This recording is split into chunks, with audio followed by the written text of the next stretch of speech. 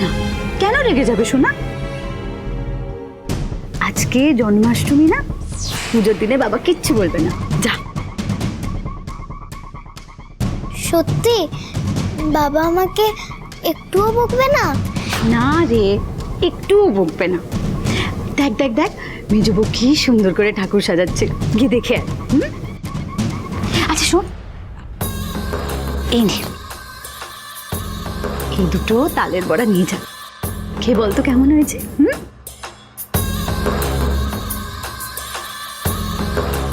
দেখ এবার কেমন অশান্তি হয়।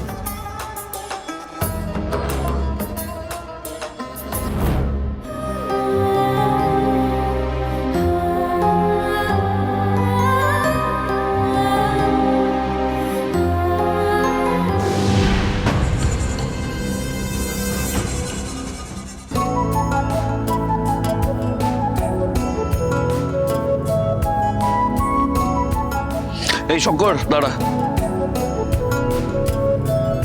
আর জন্মাষ্টমী পাইস হোটেলে কোনো রকম আমিষ রান্না হবে না, মনে থাকে যেন।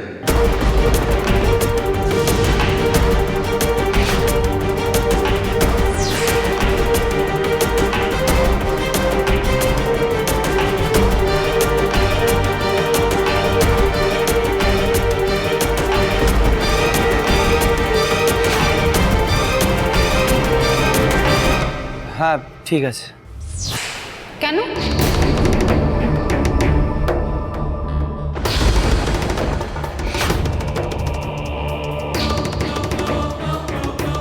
আমাদের বাড়িতে জন্মাষ্টমীর পুজো হবে বলে পাইস হোটেলে আমিষ হবে না কেন? এটা আবার কিরকম কথা?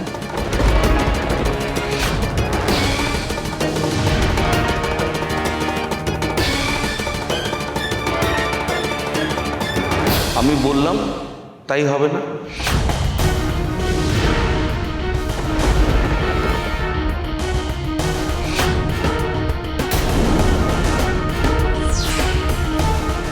বড় খোকা, বলছে আগে তো কখনো তুই এরকম কোনো নিয়ম করিসনি। এখন করছি।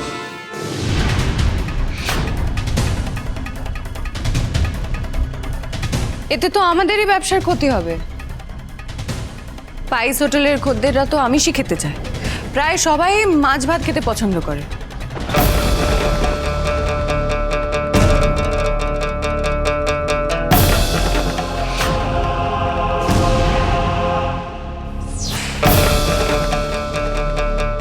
এই দেখো, ব্যবসাটা তুমি আমার থেকে ভালো বোঝো নাকি?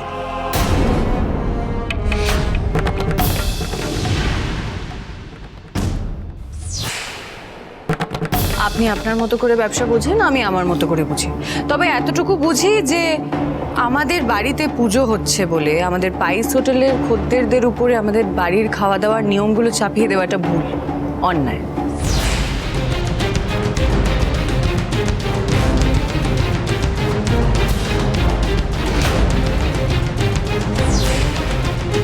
আবার আবার তুমি আমাকে ঠিক ভুল বোঝাতে এসেছো।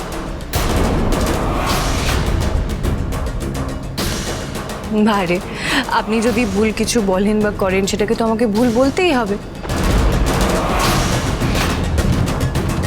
তাছাড়া আপনি কি খাবেন না খাবেন সেটার উপরে তো আপনি বাকি মানুষদের খাবারের অভ্যেস পাল্টাতে পারেন না।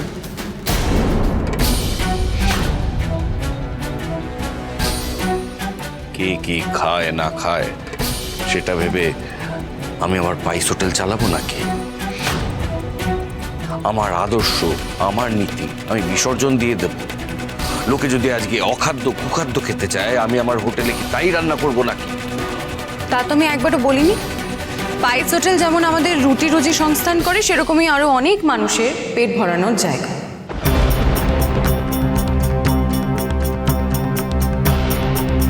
তারা জানে আমাদের পাইস হোটেলে কি ধরনের রান্না হয় এবং তারা তাতেই তৃপ্ত।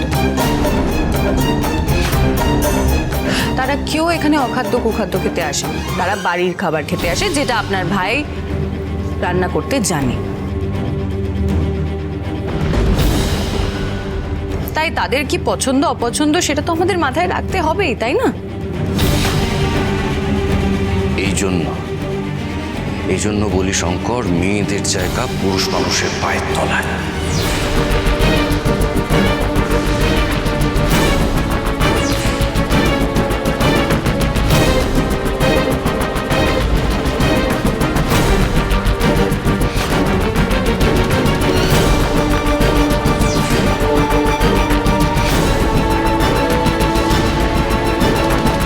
বাহ, শুনেছিলাম মেয়েরা নাকি মায়ের জাত, আর সেই মেয়েদের আপনি নিজের পায়ের তলায় জায়গা দিতে চান।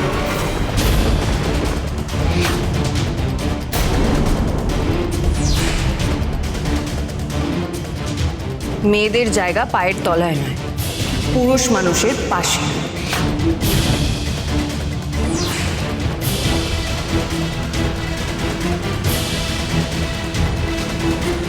মেয়েরা যদি পুরুষ মানুষের পাশে না দাঁড়িয়ে কাঁধে কাঁধ মিলিয়ে না চলে, তাহলে সংসার রসাতলে যাবে।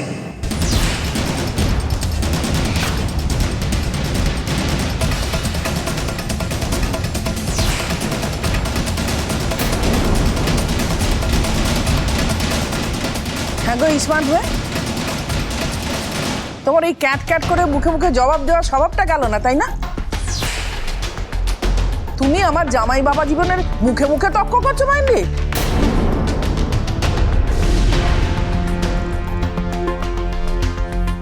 এই শঙ্কর, আজকে পাইস হোটেলে নিরামিষের বন্দোবস্ত থাকবে, হ্যাঁ, কিন্তু যারা আমিষ খেতে চায় তাদের জন্য যেন অবশ্যই আমিষ থাকে। বাবা,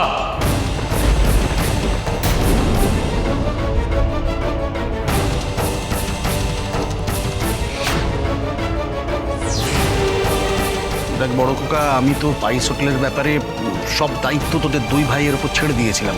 আমি তো নাক গলাতাম না। তবে একটা কথা মনে রাখিস কিন্তু, যে পাইস হোটেলটা আমিও অনেক কাল চালিয়েছি এবং তখন রমরমিয়া চলতো কিন্তু, হ্যাঁ।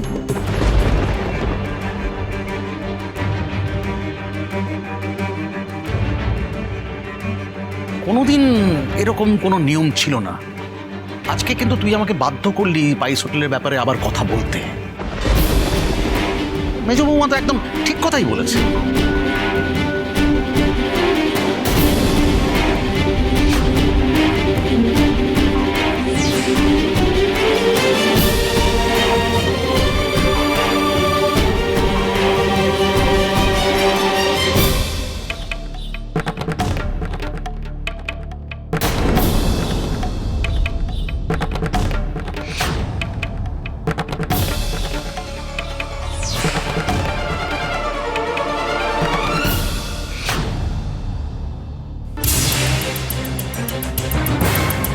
এ কি, এখনো তো পুজো হয়নি, ওর হাতে তালের বড়া কে দিল?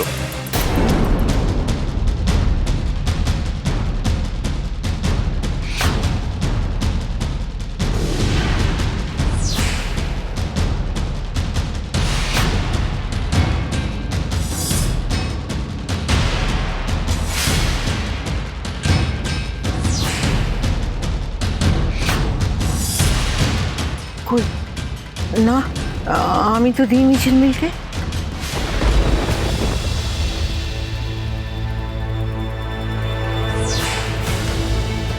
মা তো সব তালের বড়া ঠাকুর ঘরে নিয়ে গেল। ঠাম্মি তো আমাকেও দেয়নি। ও নিশ্চয়ই ঠাকুর ঘর থেকে চুরি করে খেয়েছে বাবা।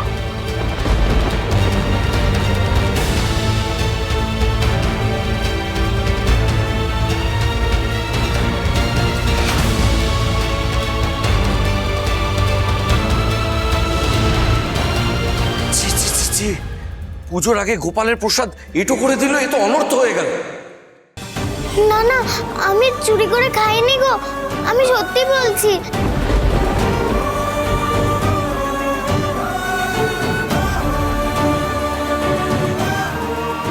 আমাকে তো পিকু দাদার মাই দিল।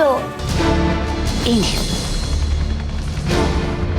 এই দুটো তালের বড়া নিয়ে যা, খেয়ে বলতো কেমন হয়েছে। Guri Pais